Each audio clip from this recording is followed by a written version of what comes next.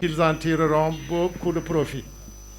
Donc avant de passer la parole au professeur Mary Teuw Niane, je vous demanderai d'être patient avec moi. J'ai tout fait pour rendre la présentation courte, mais je ne pouvais pas faire moins que ça. Donc vous m'en excuserez. Et donc le professeur Mary Teuw Niane, comme vous le savez tous, a été ministre sénégalais de l'enseignement supérieur, de la recherche et de l'innovation d'octobre 2012 à avril 2019, période durant laquelle il a mené de nombreuses réformes structurelles majeures dans ce pays. Nous pouvons citer la création de nouvelles universités orientées vers les sciences, les technologies, l'ingénierie et les mathématiques STEM, la création des instituts supérieurs d'enseignement supérieur, les ISEP, et le développement du numérique dans l'enseignement supérieur, notamment par la création de l'Université virtuelle du Sénégal, UVS, qui comptait en 2021 50 000 étudiantes et étudiants. Donc à ce jour, c'est sûr qu'il y a au moins une quinzaine de milliers de plus sur cela. Avant d'être nommé ministre de l'enseignement supérieur, de la recherche et de l'innovation, il a enseigné pendant 10 ans à l'université Cheikh Anta Diop. Puis en 1990, il a rejoint l'équipe qui a démarré l'université Gaston Berger de Saint-Louis, où il est devenu chef du département de mathématiques appliquées, puis directeur de l'unité de formation et de recherche des sciences appliquées et des technologies, pour finir par y occuper le poste de recteur de 2007 à 2012. Il fut président du conseil d'administration de Petrosen Holding de mai 2020 à juillet 2022. Le professeur Mary Teuw Niane est titulaire de 3 doctorats en sciences mathématiques. Je dis bien 3 doctorats. Je ne me suis pas trompé, hein? 3 doctorats.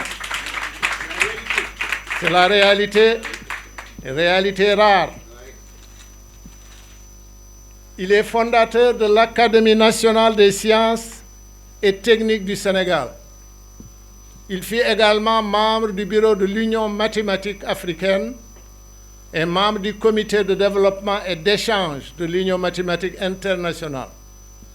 Il est réputé par la qualité, l'abondance et la variété de sa production scientifique et sa contribution dans la formation d'enseignants des universités par l'encadrement, seul ou en collaboration, d'une trentaine de thèses de doctorat en mathématiques.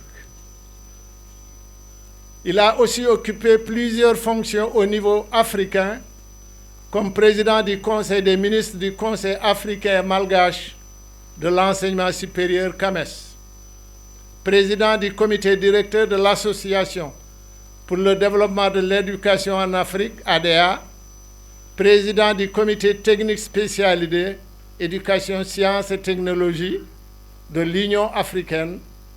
Il est membre du conseil d'administration du Centre international de mathématiques pures et appliquées, SIMPA, Nice, en France, de l'NCQ en France, président du conseil consultatif Young Africa Workers Sénégal, de la fondation Mastercard de 2019 à 2022 et de plusieurs comités consultatifs internationaux, président du jury du président de la République pour l'innovation numérique en 2020 et membre du jury international de l'Agence nationale de recherche de France par ses projets compétitifs de recherche dans le cadre du programme d'investissement pour le futur du gouvernement français. J'ai bien dit, pour le futur du gouvernement français.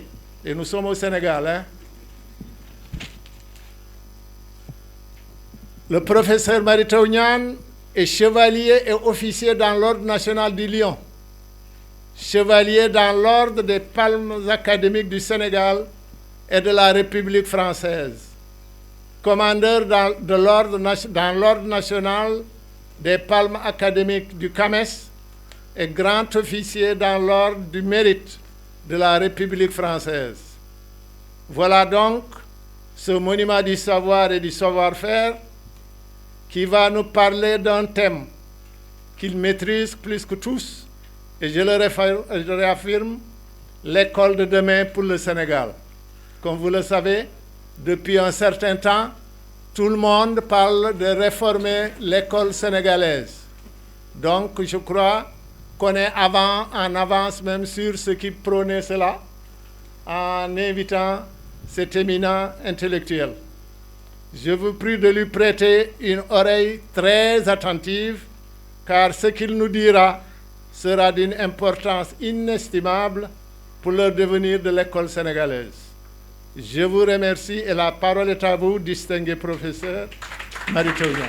Avec aussi notre doyen Babacar Diop, Babacar Ngom. Ensuite, je salue le personnel d'enseignement, le personnel administratif et le personnel technique de l'école. Je salue les invités, les syndicats et je salue tous ceux qui sont ici. Vous le savez, la famille, la société et l'école, au sens large, contribuent largement à façonner l'enfant, l'adolescent et même le jeune adulte. La famille au Sénégal était élargie, des parents directs aux oncles, aux tantes, aux cousins, aux cousines, aux grands-pères, aux grands-mères et même aux voisins. Chacun avait un pouvoir de conseil, de remédiation, d'avertissement, d'admonestation. Aujourd'hui, en ville, la famille se réduit de plus en plus à papa et à maman et aux enfants. Les grands-parents directs interviennent de moins en moins dans l'éducation des enfants. Il faut souligner malheureusement que cette tendance va se renforcer. Les personnes qui intervenaient dans l'éducation des enfants étaient celles qui, dans le monde rural, habitaient le hameau, le village. En ville, par exemple, c'est les pâtés de maison entourant la maison familiale de l'enfant, les connaissances de la famille, quelquefois même une personne étrangère. La diversité ethnique n'était pas un handicap à la prise en charge communautaire et collective de l'éducation de l'enfant et de l'adolescent. Au contraire, c'était souvent une source d'enrichissement humain et culturel pour eux. Cet encadrement communautaire de l'enfant et de l'adolescent est en voie de disparition. L'enfant et l'adolescent, d'ailleurs de plus en plus, ne reconnaissent plus d'autorité que celle de leurs parents directs. En même temps, les parents, de plus en plus, refusent toute interférence de personnes extérieures à la famille directe à l'éducation de leurs enfants. L'école, comme espace externe d'éducation et de formation des enfants, xale yi, et des adolescents waxambaane yi, est multiforme dans notre société. Nous avons l'école arabo-islamique qui va les daara, les écoles coraniques, les écoles arabes, les instituts arabes, les collèges et lycées franco-arabes. Nous avons l'atelier de l'artisan. L'atelier de l'artisan, menuiserie, ébénisterie, menuiserie métallique, garage, peinture, maçonnerie, teinturerie. Nous avons la formation aux métiers comme l'agriculture, l'élevage, le pastoralisme, la pêche, le tissage, la poterie, la bijouterie, la cordonnerie, étant entendu que souvent dans ces métiers, évidemment, les enfants accompagnent les parents. Certains de ces métiers sont associés à des castes. l'école confessionnelle chrétienne, qui va du préscolaire, l'élémentaire, le collège, le lycée, les centres de formation professionnelle. Évidemment, nous avons l'école publique, où on a à la fois les cases des tout-petits, le préscolaire, l'élémentaire, les collèges, les lycées. Nous avons l'école publique, technique et professionnelle. Que ce soit les collèges techniques, les lycées techniques, les lycées professionnels, les centres de formation professionnelle. Nous avons les établissements d'enseignement supérieur, où nous avons les universités, les écoles et les instituts. Et nous avons les écoles traditionnelles de transition adolescence-adulte. Par exemple, formation durant la période de circoncision ou retraite initiatique de la forêt sacrée en Casamance. Chers amis, notre société, comme je l'ai décrite ci-dessus, est irriguée par des systèmes d'éducation et de formation qui se superposent, se contredisent et même quelquefois s'opposent. Notre société, sous les coups de boutoir de la mondialisation et de ses contre-coups, notamment du numérique, se transforme, se métamorphose sans notre permission. Les échecs des voies de développement choisis par nos dirigeants, le peu d'exemplarité de beaucoup d'autorités, de presque toutes les autorités de la société, la détérioration constante du respect et de la considération des valeurs morales et éthiques propres à notre société, l'absence d'ambition des dirigeants de différents niveaux, tout cela rejaillit sur le comportement et particulièrement sur celui de la jeunesse. Partout dans le monde, les pouvoirs publics ont compris que la maîtrise de l'école est le facteur essentiel pour construire le citoyen porteur de valeurs qu'ils jugent essentielles, capable de bâtir ce qu'ils considèrent comme le bien-être des populations, de tisser les solidarités consolidantes et de sauvegarder la nation. L'école, par la mise en œuvre de programmes qu'elle délivre, les inégalités sociales, territoriales et corporelles qu'elle peut effacer ou approfondir, les vocations qu'elle suscite, les ambitions qu'elle libère, est un outil incomparable de formation des consciences, de transformation des mentalités et de mobilisation des esprits pour l'atteinte d'objectifs honorables ou bien pour des œuvres maléfiques. Nelson Mandela ne disait-il pas, je cite, « L'éducation est l'arme la plus puissante que l'on puisse utiliser pour transformer le monde », fin de citation.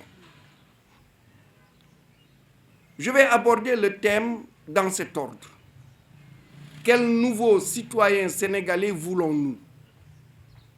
Deuxièmement, les fondements de l'école de demain pour le Sénégal. Troisièmement, le défi des mathématiques, de la science, de la technologie et du numérique. Ensuite, le défi de l'innovation et de l'entrepreneuriat.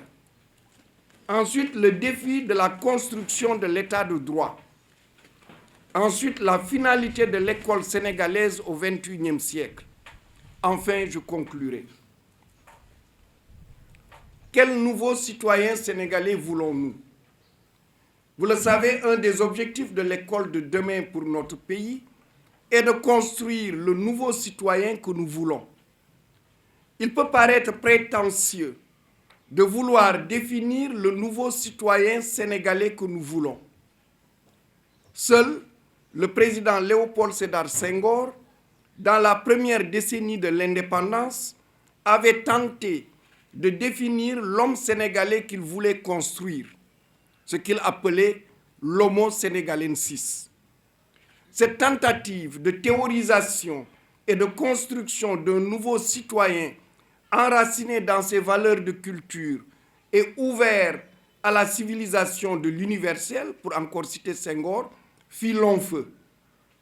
La crise universitaire et le mouvement des travailleurs en mai 1968, le rouleau compresseur des plans d'ajustement structurel contre l'éducation, le social et le culturel mirent fin à cette velléité intellectuelle qui, à aucun moment, n'avait obtenu le soutien décisif de l'élite intellectuelle.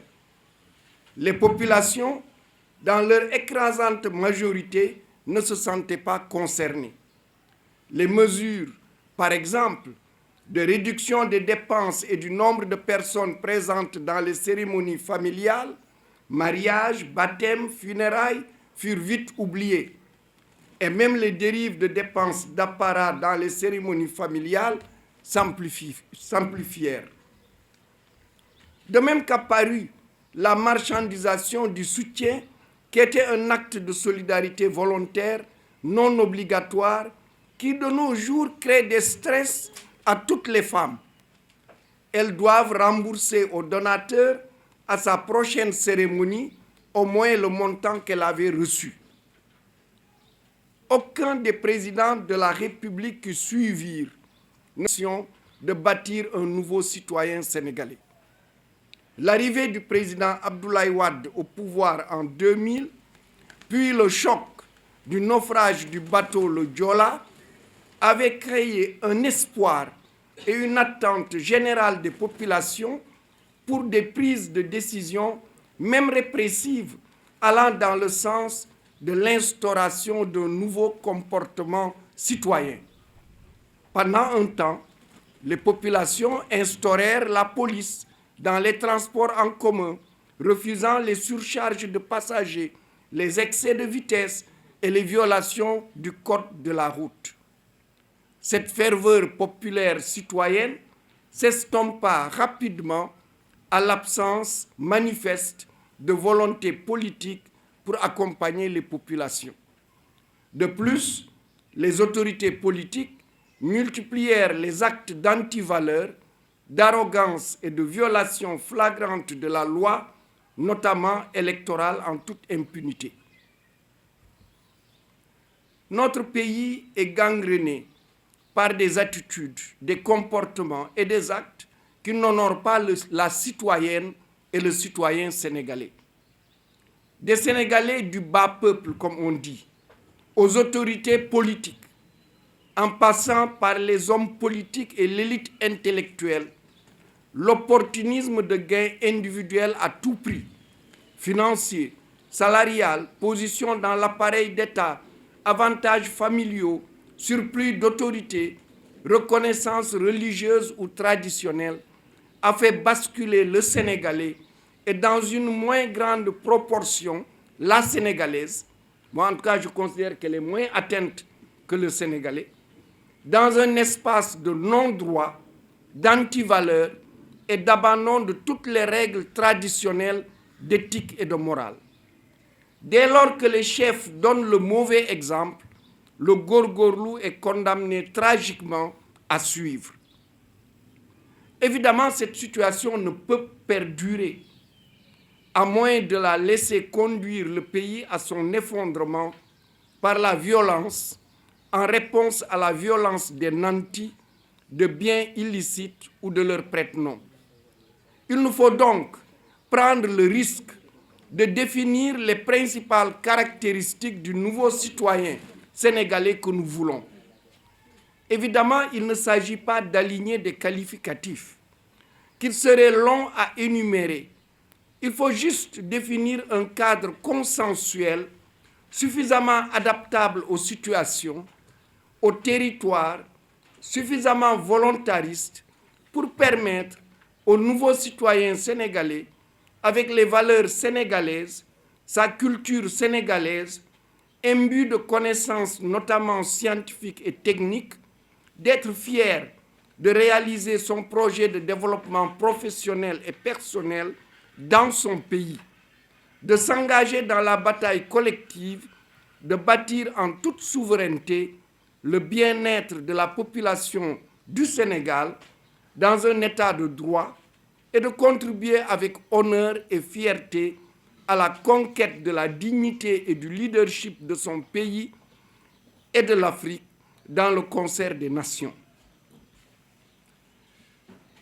Le nouveau citoyen sénégalais que nous voulons doit au moins s'approprier et appliquer avec enthousiasme les 5 principes de la citoyenneté nouvelle que nous proposons. Le premier, c'est connaître et être fier des meilleures valeurs et de l'éthique sénégalaise, des religions musulmanes, chrétiennes et traditionnelles, du travail, de son pays, de l'Afrique, son pays et l'Afrique étant sa première priorité. Deuxièmement, connaître et être fier des principes de l'état de droit, du respect des biens et du patrimoine commun, des libertés individuelles et collectives, du patriotisme et de l'investissement volontaire pour son pays et pour l'Afrique. Troisièmement, être instruit et fier de l'être, tendu passionnément pour la conquête constante de la connaissance, du savoir-faire, du savoir-devenir, de la compétence et de la perfection. Quatrièmement, être créatif, entreprenant et fier de l'être, innovateur et créateur d'entreprises, s'empare de la connaissance, la science et la technologie pour les mettre au service de la souveraineté de l'Afrique et du bien-être des populations africaines. Enfin, cinquièmement, avoir la culture du travail en équipe et en être fier, de l'action solidaire, du succès collectif, des résultats collégiaux, d'inscrire sa réussite personnelle dans le projet de réussite collective de son pays et de l'Afrique. Chers amis, leur acquisition, leur appropriation et leur intégration dans la vie quotidienne des populations ne saurait être une affaire de génération spontanée, encore moins de mutation génétique ou mentale. Ce changement sera le produit de la conjonction d'un système éducatif réformé dans ses fondements, avec une nouvelle gouvernance, un nouveau comportement et un leadership positivement transformateur des enseignants, des administrations des établissements, des autorités étatiques et des leaders politiques.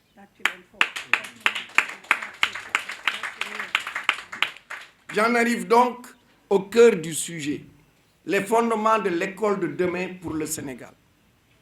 Notre système éducatif, du préscolaire au supérieur, n'est ni l'émanation de nos traditions, de nos valeurs, de nos religions. Il n'est pas particulièrement promoteur des valeurs humaines et morales qui sont les fondements des relations humaines, de l'interaction entre les groupes de population qui composent notre pays. L'école, de manière générale, est un îlot éducatif importé, imposé au cœur de notre société. Nous avons au Sénégal, depuis la colonisation, malgré de multiples réformes, une école coloniale française au Sénégal. Ces réformes n'ont jamais osé toucher au fondement de cette école, diffuseuse d'une culture qui n'est pas nôtre, particulièrement destructrice de nos meilleures valeurs et incapable de promouvoir la science, la technologie. On le voit, moins de 18% des candidats sont issus des séries scientifiques au baccalauréat, par exemple en 2022.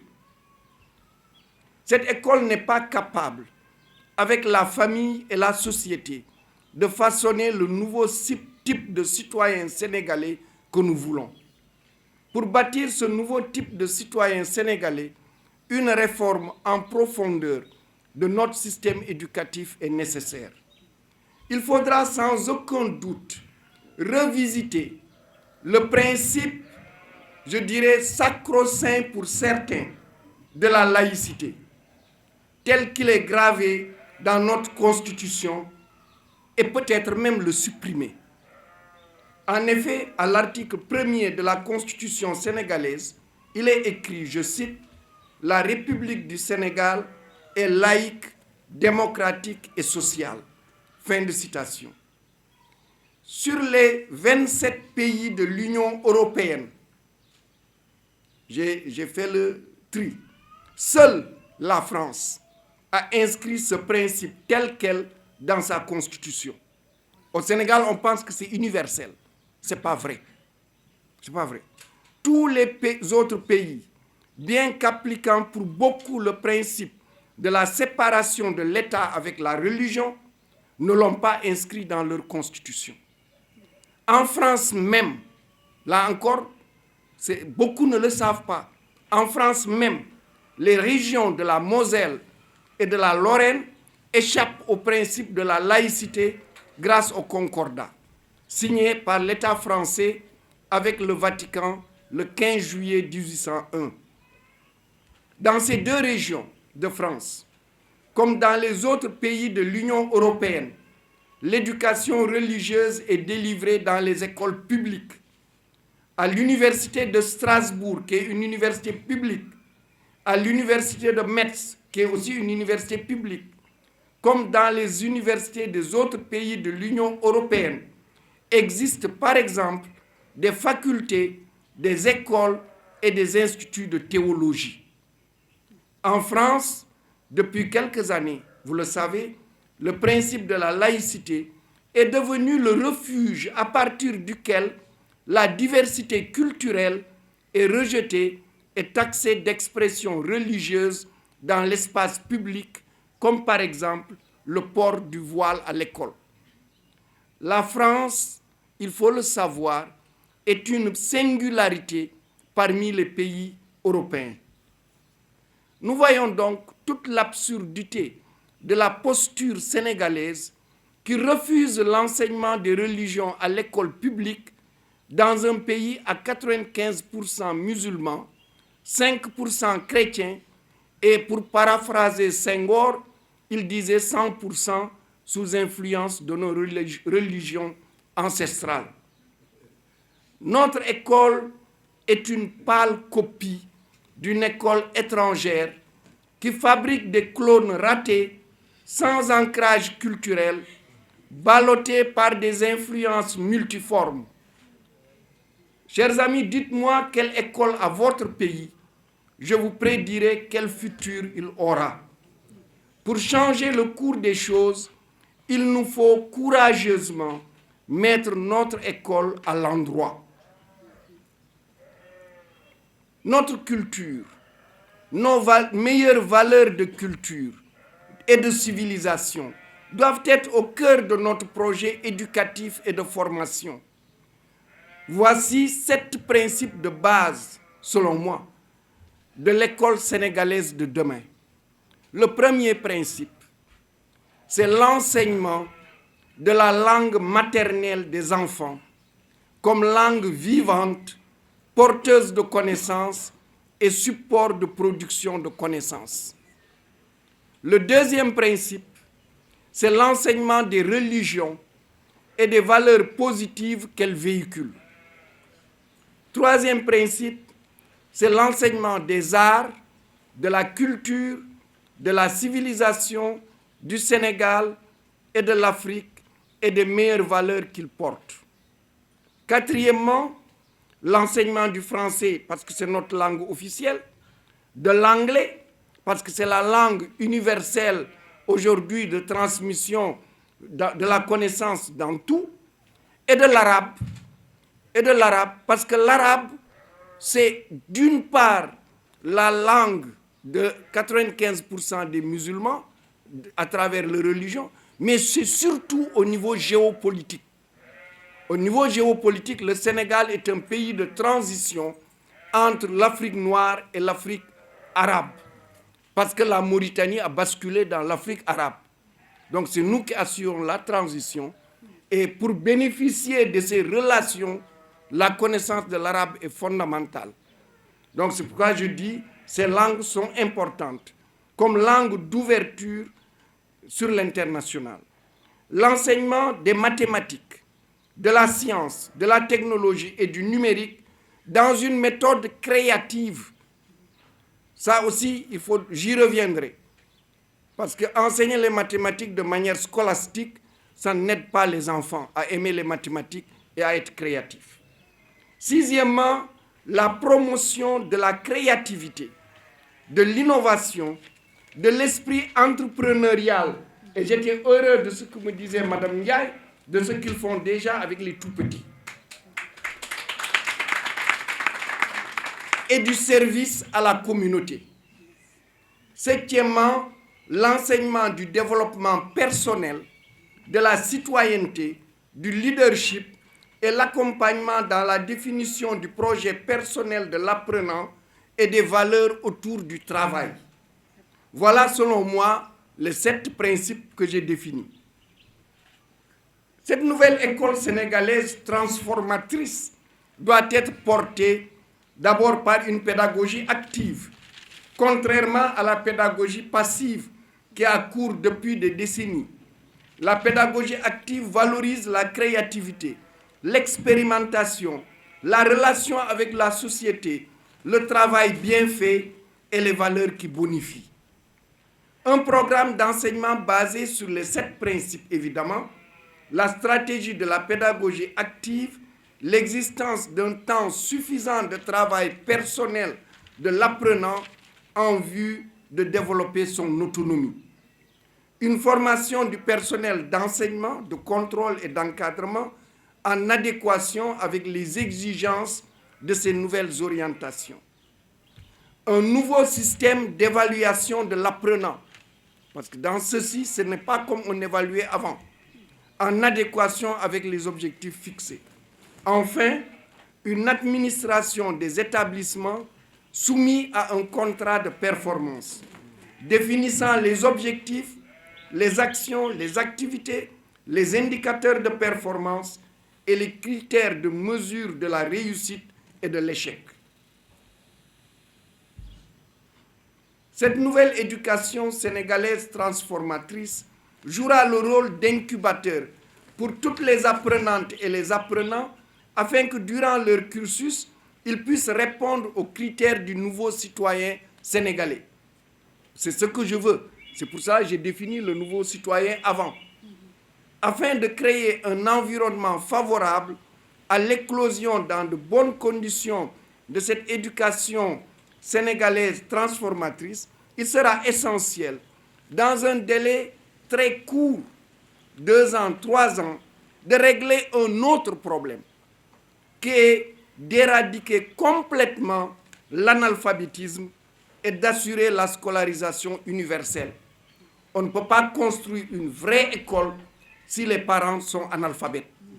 Ça aussi, il faut le savoir. Et il faut régler en même temps que réformer l'école la question de l'analphabétisme. L'émergence de ce nouveau citoyen passera par le maintien de cette politique éducative durant au moins une vingtaine d'années. Ça aussi, c'est le Sénégal. On réforme, au bout de 3-4 ans, on change d'avis, on réforme, ce qui fait qu'on n'a rien fait. On a même empiré les choses. Une éducation doit durer au moins une vingtaine d'années pour qu'elle puisse arriver à des résultats, avec les ajustements et les adaptations inhérentes à toute réforme éducative. Quatrièmement, j'en arrive, le défi des mathématiques, de la science, de la technologie et du numérique. Il s'agit de donner une culture scientifique, technologique, à tout apprenant, quelle que soit par ailleurs son orientation, qu'il soit littéraire, qu'il soit scientifique, qu'il soit dans le technique ou qu'il soit de formation professionnelle. Il faudra définir le minimum scientifique et bâtir une pédagogie active pour sa transformation, son appropriation et pour sa transmission, son appropriation et la maîtrise de son opérationnalisation. Le numérique sera, quand je parle de numérique, c'est l'informatique, c'est le digital, c'est tout cela que je mets, c'est les technologies de l'information et de la communication. C'est tout ça que je mets dans le vocable numérique. Le numérique sera un sujet de formation en même temps qu'une modalité de formation à travers le e-learning. comme pour la science et la technologie, il faudra définir le minimum numérique pour l'éducation sénégalaise nouvelle. Parce qu'on est dans un siècle où c'est le numérique qui prédomine. Et chacun doit avoir un minimum de connaissances pour en tirer profit et évoluer, évidemment, comme il le faut dans le monde d'aujourd'hui. La transformation économique, sociale et culturelle de nos pays se fera en s'appuyant sur la connaissance. Ça aussi, c'est fondamental. On l'oublie de plus en plus au Sénégal. Notamment, parmi ces connaissances, les mathématiques, la science, la technologie et le numérique. Il y a toutes les autres connaissances. Afin d'avoir une société suffisamment avertie, suffisamment consciente des enjeux et prête à s'engager pour conquérir son bien-être dans les transformations qu'impriment au monde les mathématiques, la science, la technologie et le numérique, il va être important que le citoyen ait un minimum de connaissances et d'expertise dans ces domaines stratégiques pour notre pays et pour le continent, dont la population particulièrement jeune est happée par leur volet ludique ou moralement répréhensible. On en parle beaucoup sur l'effet des réseaux sociaux et autres. Cette éducation numérique citoyenne contribuera au bon usage des réseaux sociaux et à leur appropriation au bénéfice de nos populations et de la marche de nos pays vers la souveraineté numérique et le bien-être de leur population. Chers amis, le défi des mathématiques, des sciences et de la technologie se joue principalement dans les salles de classe. Un cours de sciences ne saurait être austère et triste. Ça, je m'adresse aux enseignants. Les élèves ne devraient pas, en venant à un cours de mathématiques, de physique, de chimie, de sciences, de la vie et de la terre, avoir peur, être triste. Un cours de sciences doit se faire dans la bonne humeur, dans une classe qui respire la gaieté, et non, comme c'est assez souvent le cas, dans des classes où on ressent une atmosphère de deuil. L'enseignante et l'enseignant sont les principaux acteurs de l'état de leur classe. Il leur appartient d'insuffler à leurs élèves la joie de vivre ensemble, la joie de communiquer ensemble, la joie de se corriger les erreurs, la joie d'apprendre ensemble, la joie d'interpeller son enseignante et son enseignant. Je ne comprends pas quand on me dit « Monsieur ne veut pas qu'on lui pose des questions ». Mais il est là pour qu'on lui pose toutes les questions. La joie de répondre à une question, la joie de résoudre un exercice, la joie d'avoir compris son erreur. L'atmosphère de la classe participe beaucoup à la réussite de l'enseignement. L'enseignante et l'enseignant ont plusieurs moyens de rendre gai leur classe. L'humour, les expressions drôles et surtout le jeu. Le jeu est un moyen plaisant et efficace d'apprendre la science. Le jeu est un moyen pédagogique très puissant de faire assimiler des concepts difficiles à comprendre, des énoncés difficiles à retenir. Le jeu éveille l'attention, mobilise la classe et crée la joie dans la classe. Il incite les élèves les moins doués à participer à l'activité. L'enseignante et l'enseignant doivent être capables de donner une envie pressante à leurs élèves de venir en classe de sciences, d'être heureux et épanouis en classe, de ne jamais avoir le sentiment d'avoir assez appris à la fin de l'enseignement, d'avoir toujours envie de revenir au plus vite. Les cours de mathématiques, de sciences et de technologie doivent être des espaces et des moments de plaisir et se terminer par un sentiment de bonheur que chaque élève conquiert et se poursuivre à la maison par l'accueil, l'écoute et l'encouragement des parents lorsque les enfants, la tête pleine d'idées, après un cours qu'ils ont adoré, ont cette envie pressante de partager leurs connaissances ou de matérialiser leurs rêves suscités par l'enseignement reçu. Un bon cours de mathématiques, de sciences et de technologie doit se terminer en faisant rêver les élèves. Les élèves veulent devenir le professeur. Ils veulent créer et inventer. Ils veulent montrer aux parents et aux camarades qu'ils ont compris. Si l'élève ne rêve pas, si le professeur et le maître délivrent un enseignement monotone, monocorde, sans enthousiasme, si se tromper devient l'occasion d'être la risée de la classe, sachez que les élèves, même s'ils réussissent grâce à la peur insufflée par le professeur, ils se débarrasseront au plus vite des connaissances liées à cet enseignement qui restera pour eux plus une source de coercition, de traumatisme qu'un moyen d'extérioriser leur capacité de créativité ou d'innovation. Le bonheur dans un cours n'est pas seulement dans le plaisir d'avoir réussi l'exercice proposé. Il est dans la joie d'avoir participé à l'élaboration de la solution. Il est aussi dans ce rêve d'enfant ou d'adolescent, né de la compréhension des questions abordées, dans l'envie de créer et d'innover qui en résulte. Les enseignants sont des accoucheurs d'idées et de rêves de leurs élèves. Ils doivent se départir de l'idée qu'ils ne sont que des donneurs de leçons, d'idées et de vérités scientifiques. L'erreur de raisonnement, l'erreur de calcul, l'erreur de représentation, l'erreur liée à une perte de mémoire, l'erreur liée à une confusion de sens, même l'erreur causée par la méconnaissance en raison de l'absence d'efforts d'assimilation de l'enseignement, toutes ces erreurs et d'autres participent à la peur que ressentent les élèves dans un cours de mathématiques, de sciences et de technologie. Cette peur crée un stress lors des devoirs.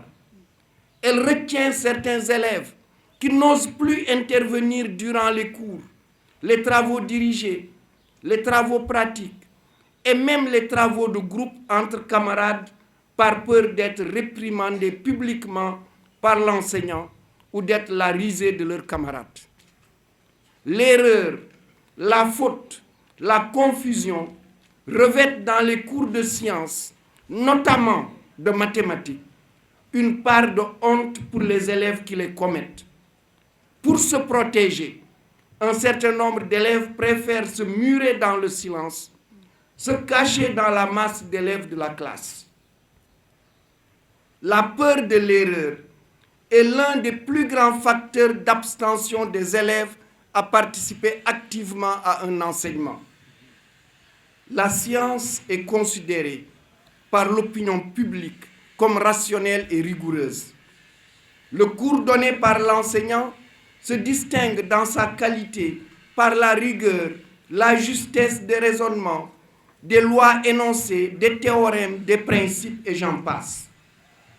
C'est une science achevée, débarrassée des atermoiements et de ses hésitations, de ses fausses pistes et de ses grossières erreurs que l'enseignant, du haut de sa chair, livre à ses élèves.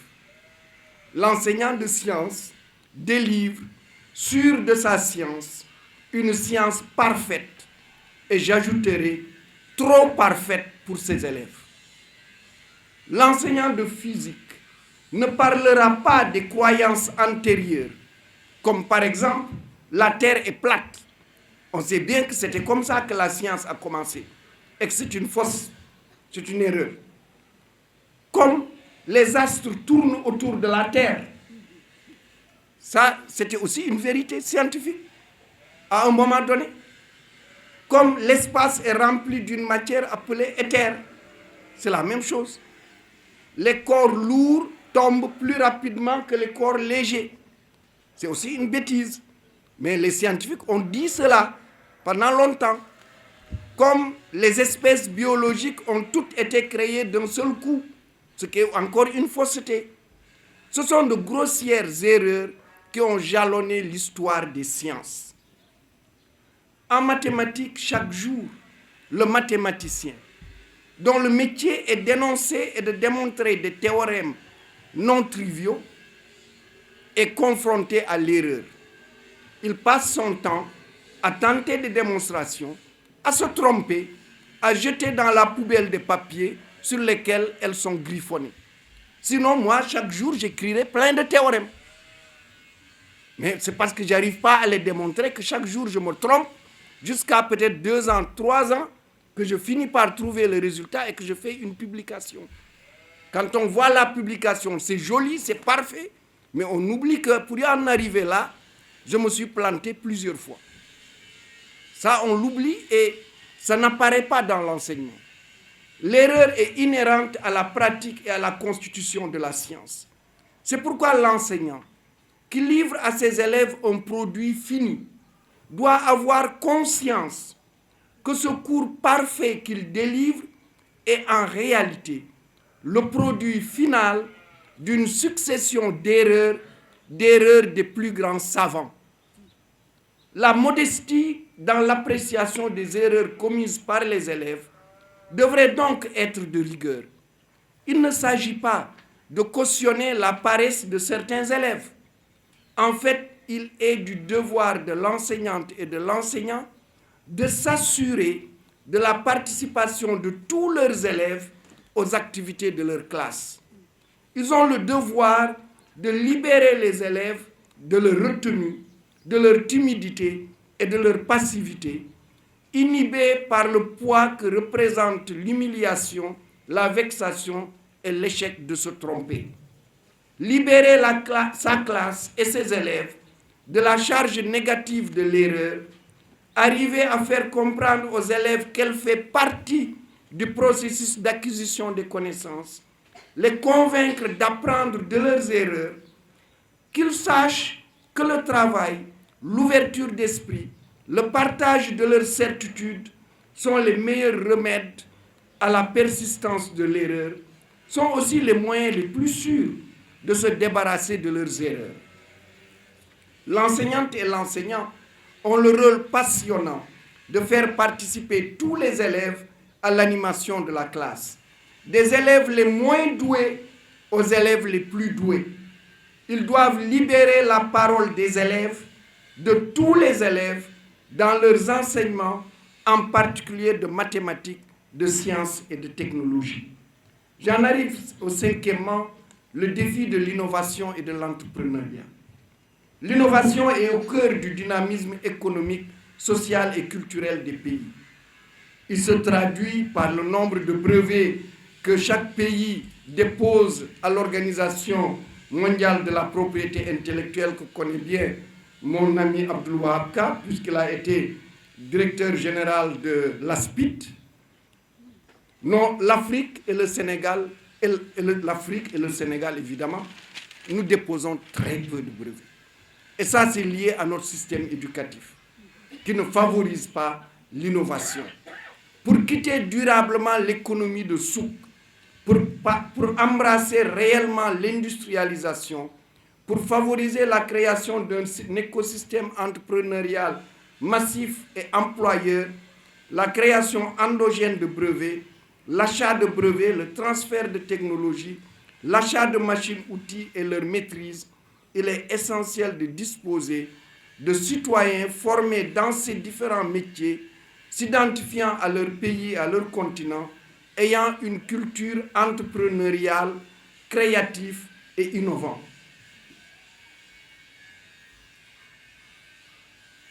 J'en arrive au défi de la construction de l'état de droit. L'école sénégalaise, je l'ai dit, à travers ces 7 piliers, va promouvoir l'état de droit, ses valeurs et l'éthique qui le sous-tend. Elle formera un citoyen conscient de ses devoirs et intransigeant sur ses droits. C'est la condition sine qua non de l'impossibilité d'un retour en arrière. Elle formera aussi un citoyen disponible pour servir son pays, sobre, combattant contre la corruption et l'injustice, engagé résolument dans le combat pour l'égalité et l'équité. Elle formera enfin un citoyen à la fois sensible à la nécessaire discrimination positive pour certaines catégories sociales, parce que quand il y a des inégalités criardes, pour les redresser, il faut faire de la discrimination positive jusqu'à atteindre la stabilité. C'est le cas des filles, des femmes, des personnes en situation de handicap et de certaines disparités territoriales. Par exemple, il y a des régions du Sénégal, il n'y a pas d'université, il n'y a pas d'école supérieure. Si on veut redresser, il faut les créer là-bas. C'est le rôle de l'État de redresser ces situations-là. Et évidemment, est profondément attaché au mérite comme critère de recrutement et de promotion dans le secteur public et parapublic. J'en arrive à l'avant-dernière partie, la finalité de l'école sénégalaise au XXIe siècle. L'école sénégalaise au XXIe siècle, pour moi, c'est discutable, mais j'ai fait le choix de dire ce que je pense, a pour finalité, de bâtir un citoyen nouveau, enraciné dans ses meilleures valeurs religieuses, de culture et de civilisation, fier d'appartenir à son pays et à son continent. Deuxièmement, de bâtir un citoyen nouveau, maîtrisant la science et la technologie, capable de les utiliser pour satisfaire ses besoins et résoudre ses problèmes. Troisièmement, de former un citoyen nouveau, ambitieux, entreprenant, créatif et innovant, mettant ses connaissances et ses compétences au service de la construction d'un écosystème industriel et entrepreneurial adossé sur le secteur primaire, les ressources naturelles et extractives, hautement consommateurs de main-d'œuvre qualifiée. Quatrièmement, de promouvoir un citoyen nouveau, cultivé, croyant et combattant de l'état de droit, convaincu que la réalisation de son projet de développement professionnel et personnel passe par la réussite du projet collectif de son pays et du continent. J'en arrive à la conclusion. L'éducation, la formation, la science, la technologie, la recherche et l'innovation sont les moteurs de la transformation socio-économique des pays et des continents. Accusent un retard de 60 ans par rapport aux pays asiatiques dans cette prise de conscience. Chers amis, j'ai essayé tout au long de cet exposé de tracer une voie. Je souligne, elle n'est pas unique. D'autres options sont sans doute possibles et équivalentes pour combler ce déficit de prise de conscience et de leadership transformateur de nos hommes politiques passés. L'école sénégalaise telle que décrite ci-dessus peut être la base de l'émergence du nouveau citoyen sénégalais, bâtisseur de la souveraineté sénégalaise et de l'émancipation du Sénégal. Son invitation et aussi dire, j'étais très heureux en échangeant avec elle tout à l'heure, de constater que ce que j'ai écrit n'était pas un rêve irréalisable. Parce que quasiment, en dehors des langues nationales, c'est ce qu'elle est en train de faire. Donc, je vais vous donner souvent un exemple pour dire que quelque part au Sénégal, une grande dame est en train de réaliser ce type d'école. Donc encore merci à vous et de me donner l'opportunité de connaître votre expérience. Remercier aussi le modérateur et tous ceux qui interviennent. Pour les intervenants, c'est vous remercier M. Ngom Babakar. Vraiment merci du rappel d'un certain nombre d'innovations que nous avons apportées à l'enseignement supérieur. C'était nécessaire. C'était nécessaire. Nous étions arrivés à un moment où l'enseignement supérieur était à genoux et il fallait prendre des mesures radicales, mais à travers une vision claire qui était l'enseignement supérieur et la recherche, levier du développement économique, social et culturel du Sénégal. C'était ça la vision. Et à partir de là, construire cet enseignement supérieur. Le projet était un projet de 10 ans, 2013-2022. Nous sommes partis en 2019. Malheureusement, quand nous sommes partis, le projet s'est interrompu. Donc c'est toujours ce qu'on dit au Sénégal. On n'arrive jamais au bout de ce qui est fait, donc on ne voit jamais les résultats au bout, malheureusement. Encore une fois, merci pour tout. Monsieur Barry, encore, je vous remercie. Alors, comment faire pour renverser les tendances aujourd'hui que nous avons? Je crois que le premier élément, c'est la formation d'enseignants de qualité dans les domaines des mathématiques, de la physique, de la chimie, des sciences de la vie et de la terre, et dans la diversification des filières scientifiques. Nous avons des séries, à mon avis, qui éliminent. Tout à l'heure, quelqu'un l'a dit, mais j'y reviendrai. Des séries qui éliminent. Et nous avons aussi nécessité de réviser les programmes. Nous avons des programmes trop chargés, y compris en mathématiques. On apprend trop de choses en même temps aux élèves, ce qui fait qu'ils sont obligés en fait de mémoriser. Alors que les mathématiques ne sont pas faites pour être mémorisées. Les mathématiques vous apprennent à raisonner, vous apprennent à poser des problèmes, vous apprennent à conceptualiser une situation donnée. Et c'est pourquoi c'est important que dès la petite enfance, que l'enseignant ou l'enseignante ait des compétences mathématiques. Quel que soit le niveau, ce n'est pas le calcul qui fait les mathématiques. Moi, je dis toujours aux gens, le boutiquier, c'est mieux calculé que moi. Moi, la preuve d'ailleurs, je ne retiens jamais les chiffres. Ma voiture, je ne connais pas le numéro. Même les téléphones des gens qui me sont les plus proches, je ne les retiens pas. Parce que je n'ai pas appris à faire ça. Par contre, je sais raisonner. Poser un problème, je sais raisonner. Mais je ne retiens pas. Et malheureusement, quand vous donnez une classe à quelqu'un qui ne maîtrise pas les maths, il va tout de suite aller vers le calcul. Et le calcul, ce n'est pas les mathématiques. C'est en partie. Mais ce n'est pas le cœur des mathématiques. Voilà. Donc je pense qu'il faut former des enseignants. Et il faut les former depuis le préscolaire jusqu'en seconde, première, terminale. On pense toujours que c'est à partir de la seconde que la spécialisation mathématique commence. Non, c'est dès le préscolaire. Demandez aux élèves qui sont bons en maths, ils le sont depuis le début, assez souvent. Et donc, il faut former les maîtres. Je pense qu'il y a une insuffisance de formation des maîtres au niveau du préscolaire et du primaire.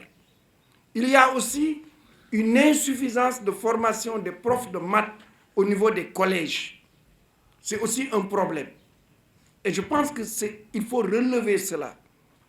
L'autre aspect, nous avons perdu quelque chose que nous avions avec la coopération française. Vous savez, avec la coopération française, nous avions une chose.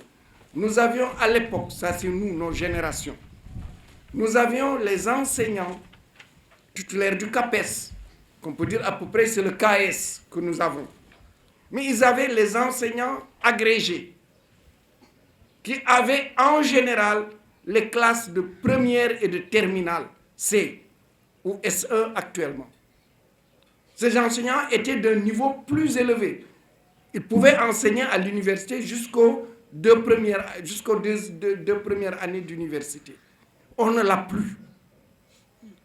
On ne l'a plus et le ministère de l'Éducation nationale n'a pas fait d'effort de formation d'enseignants agrégés. Ça, c'est un élément qui manque dans le système aussi. Et qui, évidemment, quand vous avez quelqu'un qui a un niveau presque équivalent au niveau des élèves à qui il doit donner cours, évidemment, c'est problématique. Et en mathématiques, on a souvent ça. Et le pire encore, c'est que dans certains lycées à l'intérieur du pays, ils n'ont même pas de prof de maths de niveau. Ça aussi, c'est un vrai problème. Ce qui fait qu'on a un écrémage qui se fait brusquement, brutalement, à partir de la première. Déjà en seconde, le fait de mettre tout le monde dans une classe melting pot S, à mon avis, ce n'est pas une bonne chose.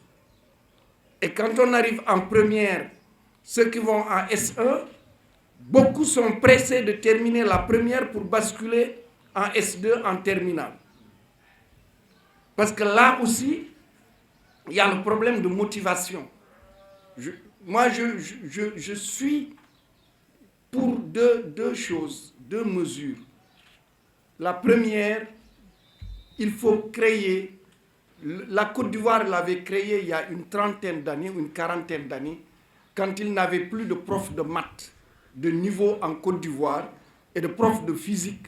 Ils avaient créé ce qu'ils appelaient l'indemnité de scientificité, qui permettait d'avoir assez de profs de maths de qualité. Quand on veut quelque chose, on met le prix. On met le prix. Pour moi, il faut créer l'indemnité de scientificité.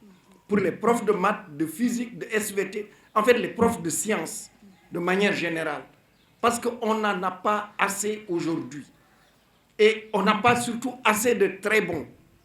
Ça aussi, c'est important. Donc créer l'indemnité de scientificité. L'autre aspect qui est pour moi important, c'est les bourses. Pour moi, il faut ramener les bourses. Au niveau, nous quand on était élèves, on avait les bourses. On avait les bourses 7 septièmes, 2 septièmes, 3 septièmes, etc. selon les résultats que vous aviez en classe. Mais au moins pour encourager les élèves à rester dans les séries scientifiques, il faut donner à ces élèves des bourses. Pour moi, ça va encourager plus les élèves à y rester. L'autre aspect, c'est la documentation scientifique. À un moment donné, le Sénégal avait commencé à éditer des livres de sciences par des enseignants sénégalais. Depuis un bon bout de temps, c'est des livres importés qui nous viennent. Et c'est des maisons d'édition, en général d'ailleurs françaises, qui gagnent le marché à l'éducation nationale. Je pense qu'il est important on a des enseignants capables de rédiger des manuels. Il faut leur donner cette opportunité. Nous, on avait lancé ça au niveau de l'enseignement supérieur. Malheureusement, on a sorti, je crois, 4 livres. Quand je suis parti aussi, on a laissé passer. C'est arrêté. C'est arrêté. Donc, je pense qu'il faut y revenir. Parce que l'enfant qui voit que c'est Mamadou Diatta qui a écrit son livre de mathématiques, je crois qu'il se sent plus fier de le lire que de voir que c'est Jean-Pierre Ruffo qui a écrit ça. Je pense que ça fait partie des motivations des élèves. L'autre chose, c'est les travaux pratiques, les travaux d'atelier, les expérimentations en classe. Ça a disparu. Nous, l'électrolyse de l'eau, on l'a vu en CM1. Aujourd'hui, un élève peut faire tout son cursus jusqu'en terminale, avoir le bac S et n'avoir jamais fait l'électrolyse de l'eau. On faisait beaucoup de choses, de manipulation en classe. C'est ça qui participe à motiver l'élève et à développer sa créativité et sa culture d'innovation. Donc ça aussi, je pense, il faut le ramener. Oui, les enseignants, on dit souvent que c'est le premier intrant du système éducatif. C'est important, mais moi, la responsabilité, je la verrai ailleurs, parce que celle dont je viens de parler, c'est une responsabilité politique de l'État. Par contre, la responsabilité de l'enseignant, je pense que c'est cette dispersion qu'on est en train de voir dans le système éducatif, qu'on ne respecte pas le travail pour lequel vous avez un salaire. Les absences à répétition, Au lieu d'enseigner correctement une classe, on l'enseigne à la va-vite et ensuite on va aller faire des cours dans le privé parce que là-bas on vous exige de travailler correctement. Ce qui fait qu'on délaisse le public. Je pense que ça, par contre, c'est une responsabilité grave des enseignants et que les syndicats d'enseignants doivent se battre autour de ça parce que c'est de leur fierté et de leur dignité d'enseignants. L'autre aspect qui est une responsabilité partagée entre l'État et les enseignants, c'est tous les accords qu'il y a avec les syndicats, où l'État signe des accords et ne les respecte pas, et ça nous amène dans ce cycle infernal de grèves, etc. Mais quand il y a des grèves, c'est les élèves qui perdent. Et ça aussi, ce n'est pas une bonne chose. Les langues nationales, en fait, moi, je suis pour que chacun apprenne sa langue maternelle. Je ne crois pas à l'arrivée demain d'une langue nationale unique. Parce qu'elle sera exactement ce qu'est le français pour les autres langues, pour nos langues nationales. Si vous prenez le Wolof, vous dites que c'est la langue nationale unique, tous les autres qui ne sont pas Wolof vont voir le Wolof exactement comme... Et les difficultés qu'ils vont rencontrer dans l'étude du Wolof, c'est exactement les mêmes difficultés actuelles que les Wolofs et eux rencontrent en étudiant le français.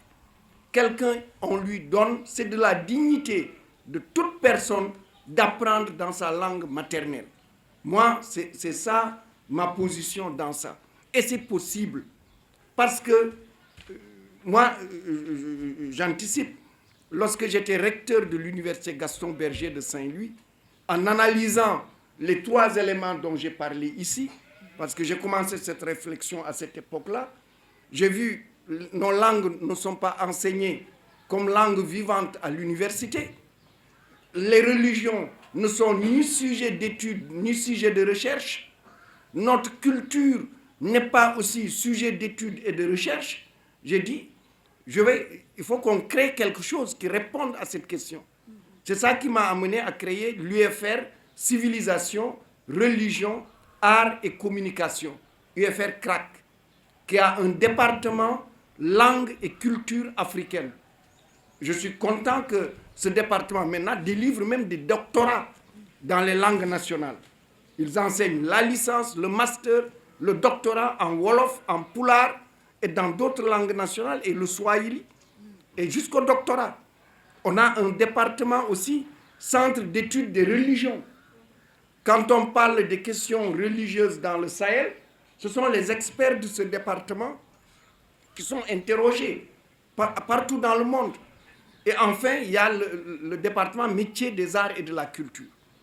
Donc, et nous pouvons former, c'est une question juste de décision politique de l'État, que l'État dise, on va enseigner les langues nationales et d'amener dans un premier temps, pour moi, la division administrative, c'est la commune. La commune. Si on prend la commune, on regarde la langue majoritaire dans la commune. Dans un premier temps, on enseigne la langue majoritaire dans la commune. Ensuite, on regarde les langues les plus minoritaires dans le pays, parce qu'il y en a quelques-unes qui ne sont majoritaires, malheureusement, dans aucune commune, mais il est du patrimoine immatériel de notre pays de les conserver et de leur donner, là où elles sont, la possibilité d'être enseignées. Si on fait cela, personne ne sera mécontent. Au bout de quelques années, comme on aura assez de ressources humaines, à un moment donné, tout le monde apprendra dans sa langue. Et c'est terminé. Mais il faut une décision politique. C'est une décision politique qu'il faut. Malheureusement, on n'a pas encore cette décision. J'ai entendu le ministre de l'Éducation nationale à l'Assemblée lors du budget dire que ça va commencer en 2028. Oui. Vous voyez, 2028, quand on arrivera, ils vont dire encore... oui. Donc, alors, merci encore, mon cher ami aussi, Mamoudou Faye. Merci beaucoup. Alors, les langues nationales, je pense que j'en ai parlé maintenant. J'ai répondu à la question qu'il a posée. C'est des décisions politiques, tout simplement. Aujourd'hui, si l'État le veut, il n'a qu'à créer dans toutes les universités un département langue et culture africaine.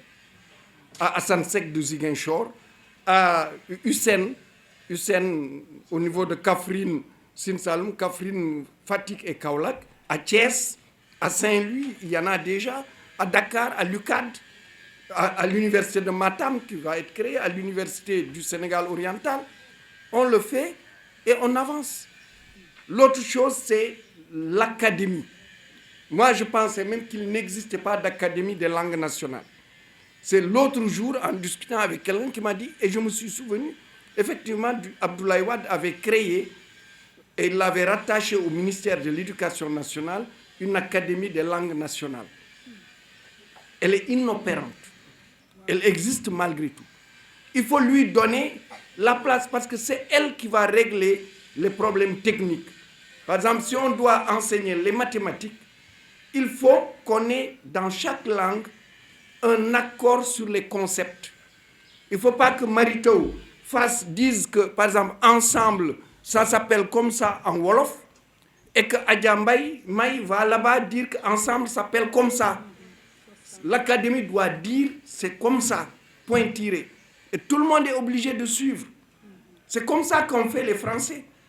Il y a beaucoup de concepts scientifiques qui n'existent pas en français parce que ce n'est pas les Français qui l'ont inventé. Mais l'académie a été obligée de faire des choix sur telle ou telle chose. Donc, il faut que l'académie des langues nationales joue son rôle aussi. L'autre aspect pour aider les langues nationales, et vous le voyez, ceux qui ont voyagé en Afrique de l'Est, c'est que les panneaux de signalisation, mais on les exprime en langue nationale. Vous allez en Afrique de l'Est, la plupart des panneaux, vous avez anglais et vous avez swahili. Pourquoi au Sénégal, dans les zones où le Wolof est majoritaire, on n'aurait pas des panneaux en français et en Wolof? Les zones où le Pulaar est majoritaire, des panneaux en français et en Pulaar, des zones où c'est le Diola qui est majoritaire, etc. C'est ça qui permet aux gens de voir, on a le Soleil, le journal officiel, mais il devrait avoir au moins une version en langue nationale chaque semaine, un digeste en langue nationale.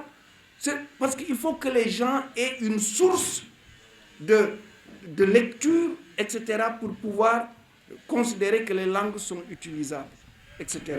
Donc, cher Fall, mon ancien camarade de l'UJIDAN, ça c'est une vieille histoire. Nous avions créé l'Union de la jeunesse démocratique Al-Bouyai en septembre 1979. En septembre 1979 à Kaolack. Voilà. Donc, en tout cas, je te remercie parce que tu as amené des contributions. C'est plutôt des contributions. Merci beaucoup. Le défi, les transformations, c'est la science et la technologie qui les amènent. Et il nous faut les maîtriser. Et j'anticipe, quelqu'un l'a dit, c'est quand il est plus facile d'acquérir les concepts scientifiques lorsqu'on a déjà appris ces concepts en langue nationale. Ça, c'est naturel. Et il y a des erreurs que l'on commet dans, par exemple, les mathématiques, qui sont des erreurs liées à la différence de conceptualisation des mathématiques dans nos langues et en français. Je donne juste un exemple pour aller vite. Quand on compte 0, 1, 2, 3, 4, 5, 6, 7, machin. Mais quand vous comptez en Wolof, ou en Pulaar, ou en Diola, ou en Serer, vous allez dire 0, 1, 2, 3, 4, 5, et vous allez dire 5 et 1. 5 et 2, 5 et 3, 5 et 4. Jurom ben, jurom ñaar, jurom ñett. En Pulaar, c'est pareil. Go didi tati nay joyi, djegom, djedi djetati. Je vérifie, les Sérères font la même chose, les Diola font la même chose. Mais le gamin, qui lui, sait cela déjà, vous lui dites, vous avez compté 1, 2, 3, 4, 5, et vous lui dites 6, vous représentez par un symbole. Mais vous êtes en train de violer totalement sa conception du nombre dans sa tête. Et beaucoup d'enseignants ne comprennent pas ça. Et c'est un saut, c'est une difficulté extrêmement forte qui est là. Et certains enfants, ça les décroche définitivement. Et l'enseignant ne se rend pas compte que le problème, il est là. Donc c'est des choses, il faut bien faire attention et regarder cela. Regardez. Monsieur Sali, encore une fois, merci beaucoup. Alors, pour moi, nous pouvons, dans des domaines importants, faire mieux, autant ou mieux que les autres. Pour une raison très simple. D'abord, l'expérience nous montre que c'est vrai.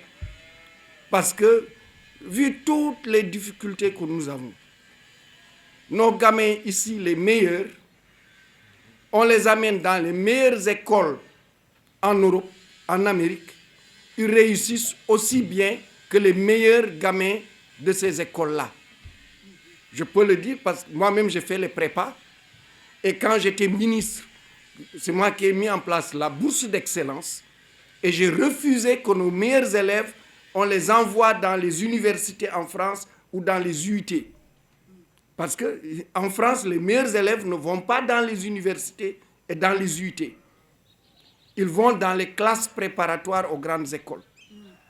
Donc c'est comme ça qu'on a créé. Donc on les a envoyés, mais ils réussissent. Sans aucun problème. Donc, la question maintenant, c'est pourquoi notre recherche n'arrive pas à grimper. Il y a plusieurs raisons.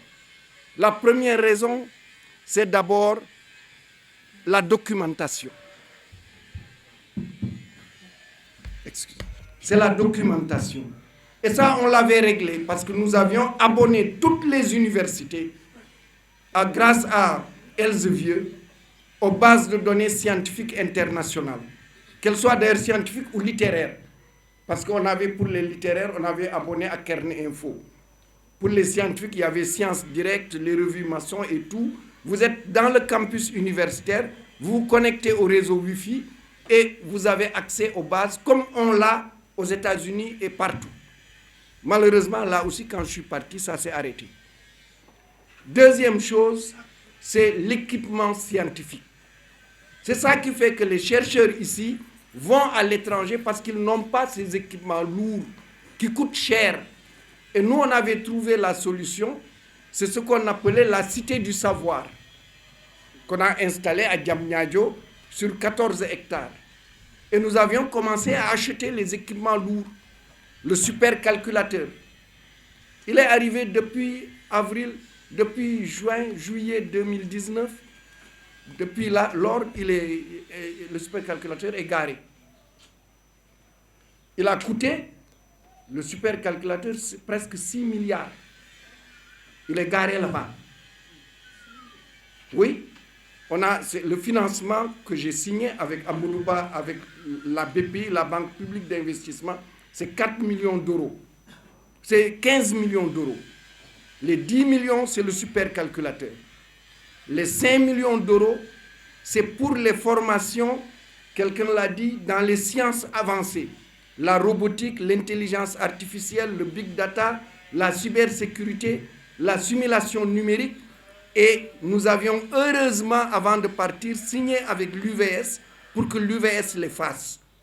Heureusement, l'UVS a reçu le financement et il est en train de faire cela. Mais le supercalculateur, il dort. Nous avons acheté 2 microscopes électroniques à balayage et à transmission. C'est arrivé quand on est parti, le ministre l'a inauguré, c'est dans un bureau et c'est fermé. Alors qu'il y a eu Covid qui est passé. Cuba a fait des vaccins, a inventé des vaccins alors qu'il n'avait même pas cet équipement-là. On a acheté un équipement complet un laboratoire complet de biotechnologie végétale. J'ai réceptionné le labo. Les équipements sont encore dans des cartons au niveau de la Cité du Savoir. Le carton Ken Oubiou. Pour l'astronomie, on a acheté un télescope de recherche. Il est encore dans les cartons. J'aurais pu continuer. Il y a le réacteur nucléaire de recherche. Il y a la plateforme de génétique moléculaire. Et il y a le centre de fabrication de microsatellites. Tout cela, c'était dans les trucs. Plus maintenant, la Cité du Savoir, la médiathèque est terminée depuis que j'ai quitté. Le bâtiment est là-bas vide. Quand vous voyez la Cité du Savoir, il y a un bâtiment complet de 8 étages, c'est la médiathèque. On devait y faire que du numérique, des tout petits jusqu'aux adultes. La maison de la science, elle était au 4e étage, Fofulayem. Il devait y avoir les plateformes de démonstration de maths, de biologie, de robotique, l'observatoire astronomique et le premier planétarium construit en Afrique. Malheureusement, depuis le Kenya nous a devancé, il a fait son planétarium. Et l'équipement du planétarium est au Sénégal. Voilà où nous en sommes. L'autre aspect, c'est le financement de la recherche. Il y avait, avec la concertation, le Fonds national de recherche et d'innovation. Depuis lors, ça n'a pas avancé. Voilà. Mais ensuite, rapidement,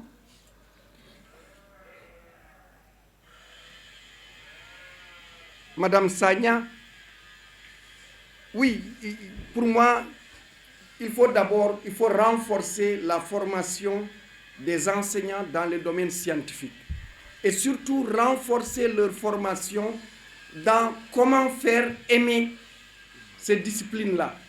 Et le faire aimer, c'est apprendre aux enfants dans des activités manuelles, dans des jeux, à faire des mathématiques, à conceptualiser et à poser des problèmes. Et cela, ça s'entraîne. On s'entraîne. Il y a des méthodes aujourd'hui connues en mathématiques qu'on appelle la méthode de Singapour, qui a permis à ce tout petit pays d'avoir les meilleurs élèves en mathématiques. Et c'est une méthode qu'on doit apprendre aux enfants, aux enseignants d'abord, et puis qui pourront transmettre cela aux enfants. Donc effectivement, l'autre aspect, c'est apprendre aux enseignants à évaluer. Nos enseignants évaluent très mal. Ça c'est depuis le préscolaire jusqu'au supérieur. Quelqu'un a dit tout à l'heure, il y avait un élève très brillant, mais le prof de français ne voulait pas lui donner 20. Moi, j'ai dit, c'est une honte. Mais d'abord, un examen, ce n'est pas un concours. Un concours, on cherche les meilleurs. Un examen, on évalue est-ce que le minimum requis, il a maîtrisé. Mais s'il a maîtrisé, on lui donne 20. Un enseignant devrait être content d'avoir la majorité de la classe avec 20. Mais j'entends parfois des profs de français qui disent « Man, j'aurais plus de 14 ».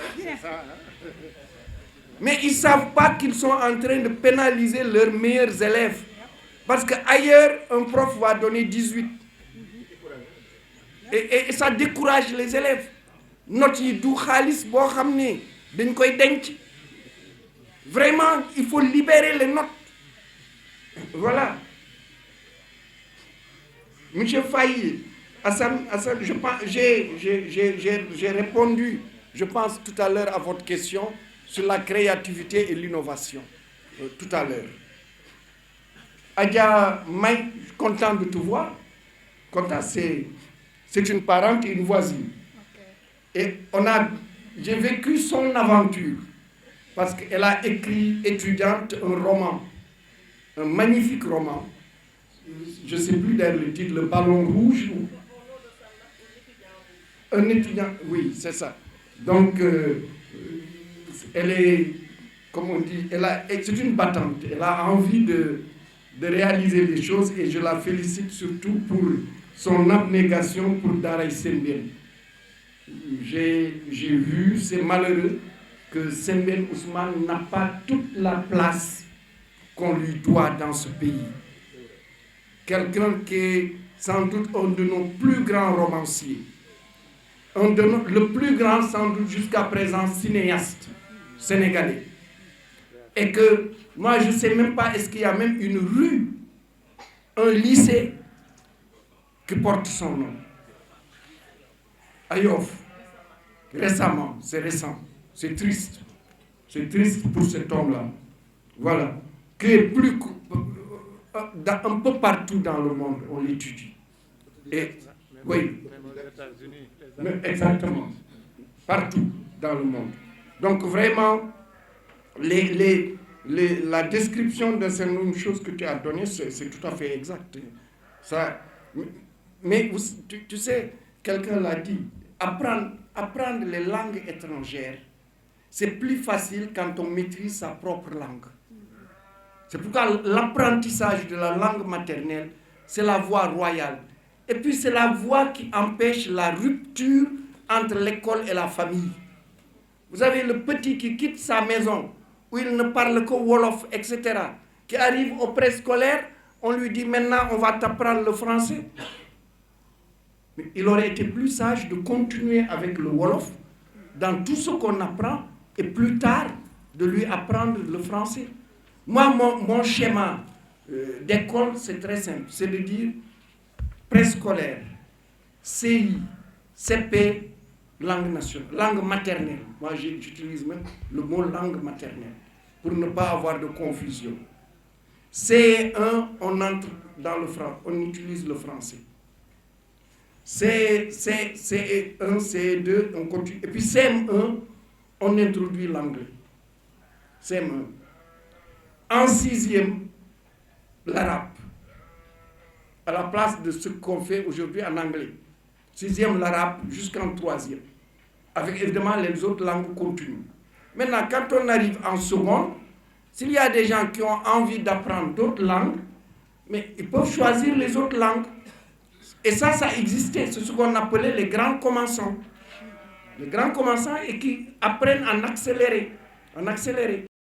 Moi, j'ai fait l'espagnol en grand commençant. Et j'étais meilleur en espagnol qu'en anglais.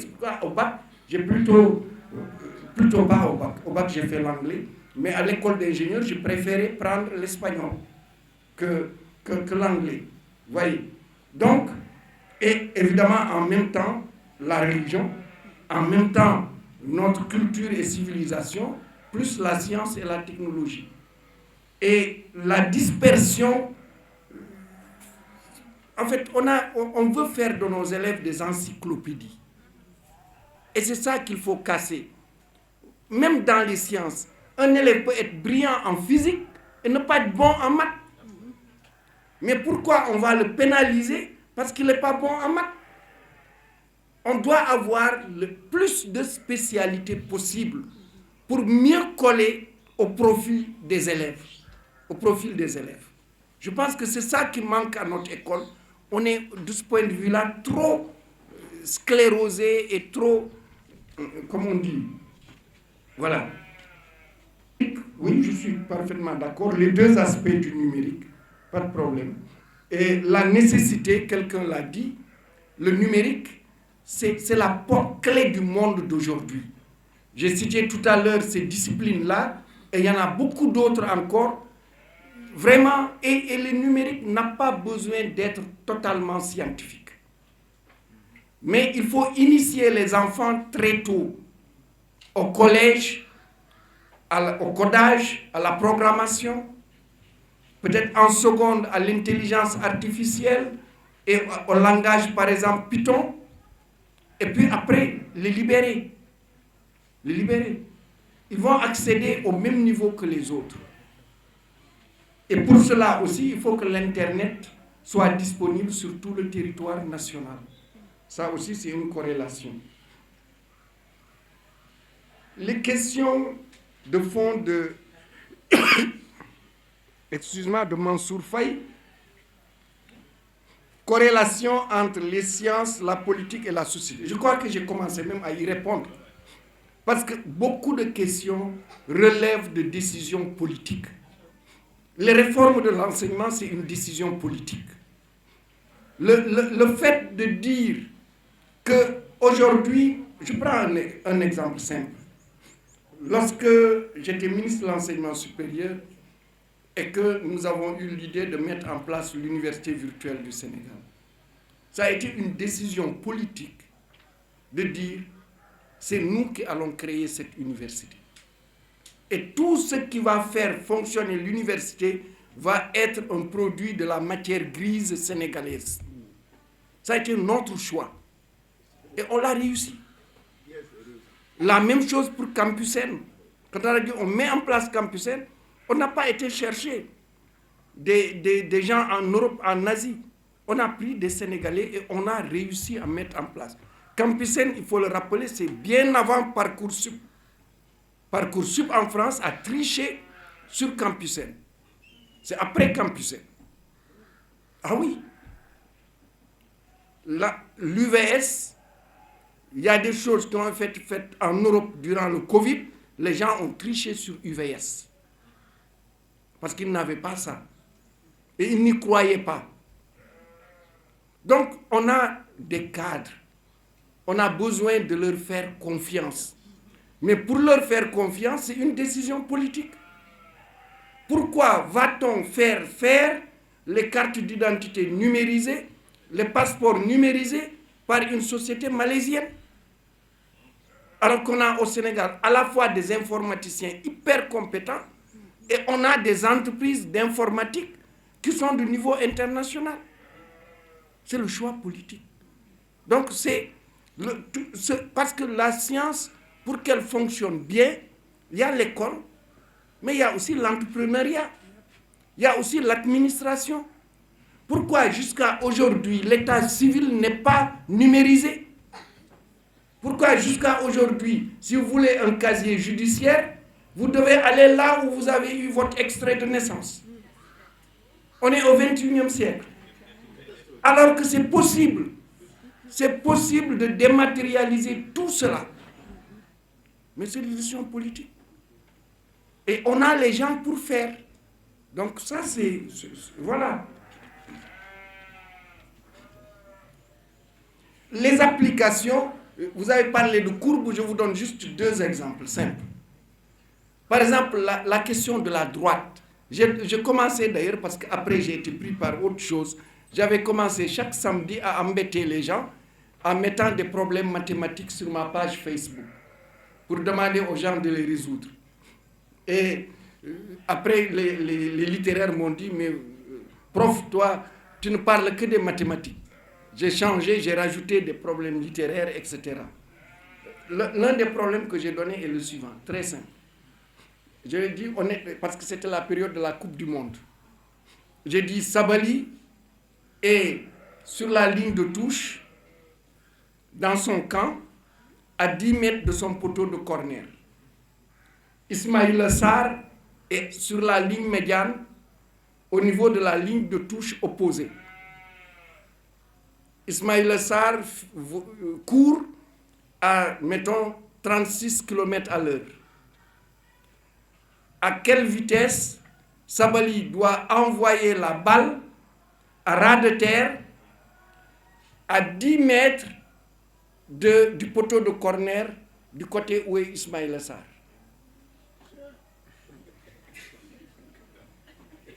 Oui.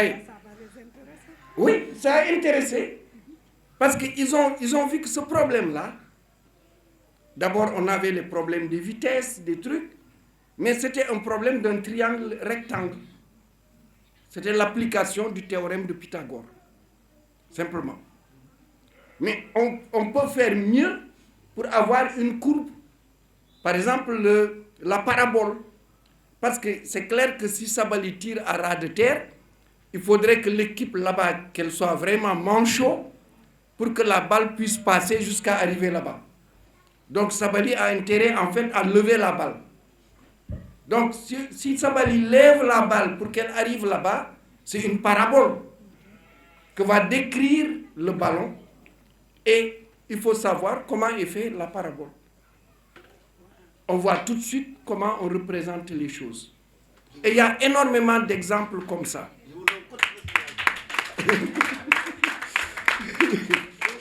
Ça va intéresser les Oui, c'est ce type d'exemple que les enseignants, qu'on doit leur expliquer, plus des exemples liés à la culture. Moi, souvent, j'explique aux gens, par exemple, on parle d'informatique. L'informatique, c'est 0 et 1, ce qu'on appelle l'algèbre de Boole. Et quand on dit 0 et 1, c'est-à-dire qu'on a l'interrupteur. Quand on le ferme, le courant passe, c'est 1. Quand on l'ouvre, le courant ne passe pas, c'est 0. Quand la porte qui est là, on la ferme, on ne peut pas entrer, on ne peut pas passer, donc c'est 0. Et quand on l'ouvre, on peut passer, c'est 1. Mais nous avons quelque chose qui fonctionne comme ça, qui est dans notre tradition, sans doute la plus,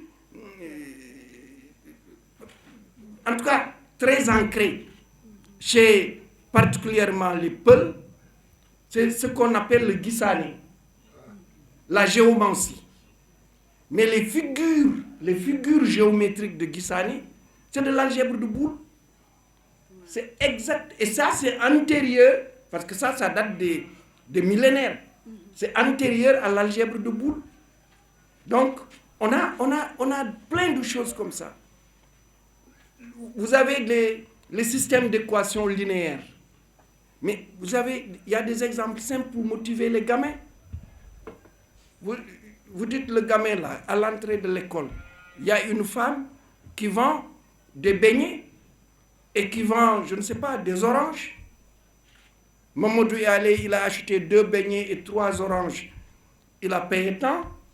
Binta est allée, elle a acheté un beignet et une orange, ça a coûté tant. Combien coûte une orange et combien coûte un beignet? Oui, c'est idiot. Mais l'enfant commence à visualiser,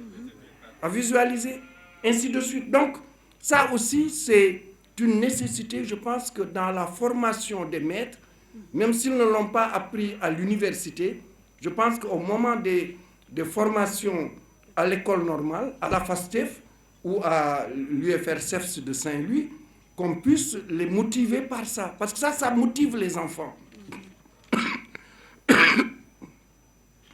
Alors, voilà, je pense que... Oui, pourquoi éliminer? Je pense que j'ai répondu. Éliminer un élève qui a de mauvaises notes. Comment garder nos jeunes cerveaux? Alors, il y a d'abord... Moi, sur la question dite des fuites de cerveau, moi, j'ai une position très particulière. Je n'utilise pas ce concept. Moi, j'utilise mobilité de cerveau. Pour une raison très simple, c'est que dans l'histoire, la mobilité des cerveaux a toujours existé. Les cerveaux ont toujours convergé dans les endroits où ils peuvent s'épanouir. Dans l'histoire, l'Égypte antique, l'Égypte pharaonique, Cheikh Anta a montré que c'était le lieu de convergence de tous ceux qui voulaient développer les connaissances, comme les Grecs, tout le monde est allé en Égypte apprendre. La Perse, c'était la même chose. La Russie de Catherine, c'était la même chose. Le siècle des Lumières, la France, c'est la même chose. Et aujourd'hui, c'est les États-Unis, c'est certains pays asiatiques où les gens convergent. Mais le plus important, c'est de former le maximum possible. Parce que quand vous formez le maximum possible, une partie va rester. Par contre, si vous formez peu, et que les gens vont, parce qu'il y a des pays qui paieront de toute façon mieux que toi, qui paieront, ils partiront. Et on a besoin aussi, dans certains cas, que nos gens aillent ailleurs. Parce qu'il y a des technologies que nous ne maîtrisons pas. Par exemple, aujourd'hui, la métallurgie. Ce serait bien qu'on ait des Sénégalais qui travaillent dans la métallurgie en Europe, en Amérique et ailleurs. Parce qu'un jour viendra avec le gaz où nous allons exploiter notre fer de la Falémé. Et si nous voulons vraiment en tirer profit, il faut qu'on mette en place la sidérurgie et on aura besoin d'ingénieurs. Et ces ingénieurs, s'ils existent déjà ailleurs, il suffit de les faire venir et en même temps former sur place. Donc, c'est comme le nucléaire. Demain, si on a besoin d'avoir des centrales nucléaires, il faudrait avoir des Sénégalais qui ont été formés dans le domaine et qui exercent ailleurs. Donc tout n'est pas négatif dans le fait qu'il y a des Sénégalais à l'extérieur et il y en a qui sont... Il faut juste que ceux qui sont sur place aient des conditions de travail, des conditions décentes de travail. S'il y a ça, je pense que ça peut se stabiliser. Le prof, c'est de la communication. L'enseignant, c'est un communicateur. Si sa classe ne réussit pas, c'est que sa communication a échoué. Je pense. Moi, je dis toujours, l'enseignant, il a deux fonctions. Il est artisan et artiste. Il est artisan parce qu'il doit être capable de restituer ce qu'il a appris et de le mettre sous une forme digeste pour ses élèves.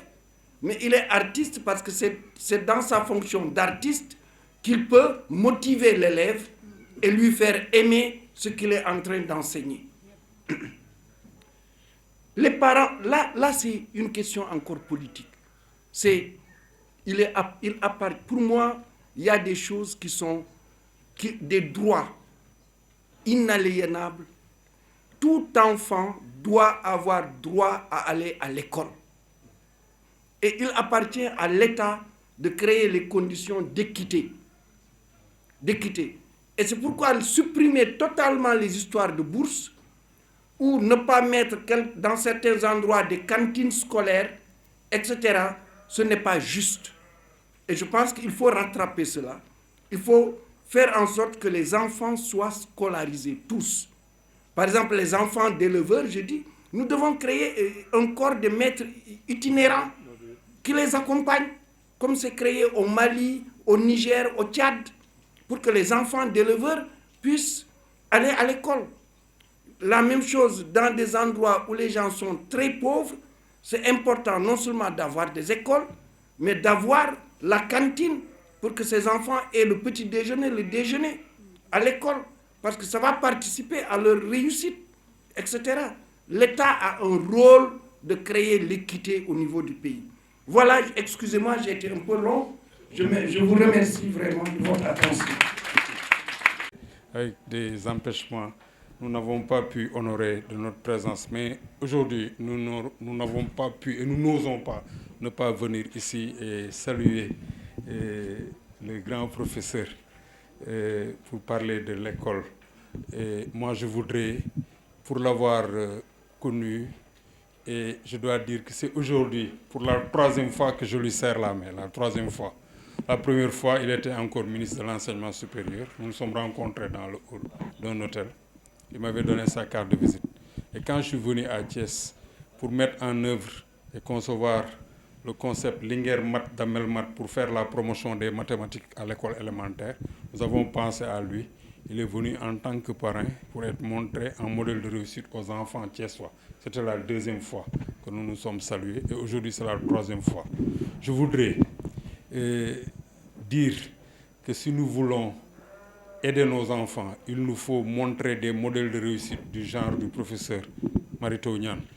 Je me souviens, il disait que dans l'université Gaston Berger, dans laquelle il s'était retrouvé recteur, enfant, il a accompagné son oncle en tant que petit berger.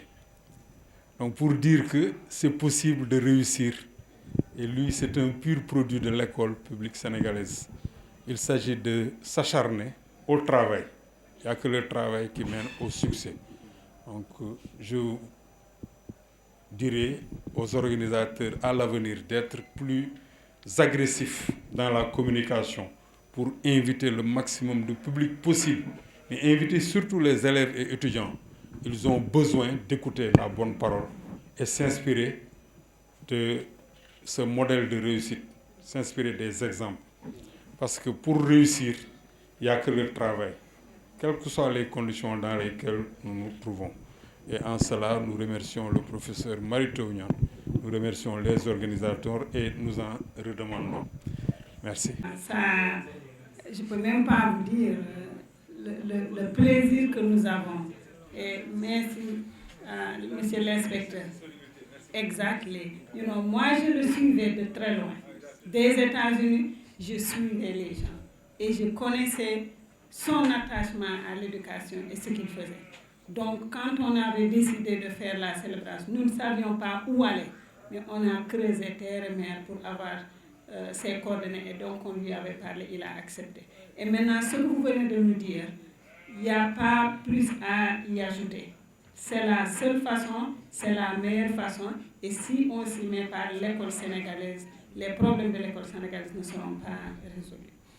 Donc, on se réjouit, au moins nous, à Pioneers Academy, d'être dans cette voie à parler langue nationale. Parce que quand même, comme je vous l'ai dit, c'est par constat que cette école a été conçue. On a vu qu'il y avait des failles, des manquements, et nous voulions amener des solutions, raison pour laquelle. Donc vraiment, nous vous remercions. Donc, je n'ai pas vraiment m'attarder parce que tout ce que vous avez dit, nous essayons d'initier nos enfants à l'entrepreneuriat, mais aussi même au niveau de l'informatique. Actuellement, nos élèves de classe de CP peuvent saisir un document avec la machine. Donc, c'est une bonne chose. Et comme vous l'avez dit, moi, je me rappelle quand on allait à l'école, je faisais série D, mais il y avait des labos, on faisait des dissections, on regardait les feuilles, on ne regardait pas. Mais là, quand je suis revenue, je regarde que des élèves des domaines scientifiques peuvent finir jusqu'à la fin et ne jamais observer quoi que ce soit. I mean, come on now, ça ne peut pas se faire. Nous sommes dans le domaine des sciences, même en littérature, il faudrait quelque chose, mais dans le domaine scientifique. Et c'est ce qui fait que ces jeunes ne sont pas intéressés. Parce qu'il n'y a rien qui les pousse vraiment à aller vers cette recherche ou bien même découvrir autre chose. Je crois qu'il faudrait qu'on ramène ça. De même, les librairies, bibliothèques. Comment est-ce qu'une école peut exister sans bibliothèque? Sans bibliothèque. Les enfants ne lisent pas. Et vous dites il faut lire, il faut lire. Qu'est-ce qu'ils vont lire? L'air. Hein? Ça, c'est quelque chose. Le STEM.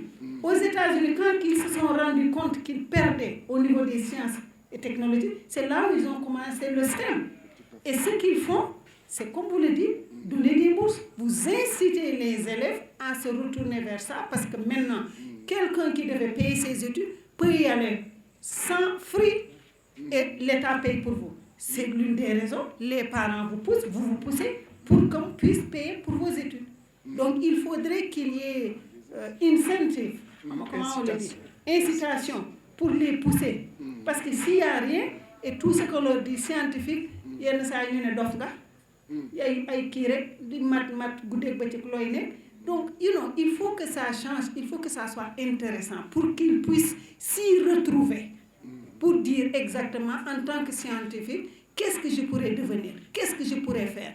Mais s'ils regardent les mathématiques et les physiques, après la terminale, vous l'utilisez plus, ils se disent, je ne vais pas perdre mon temps là-dessus. Je ne ferai rien avec.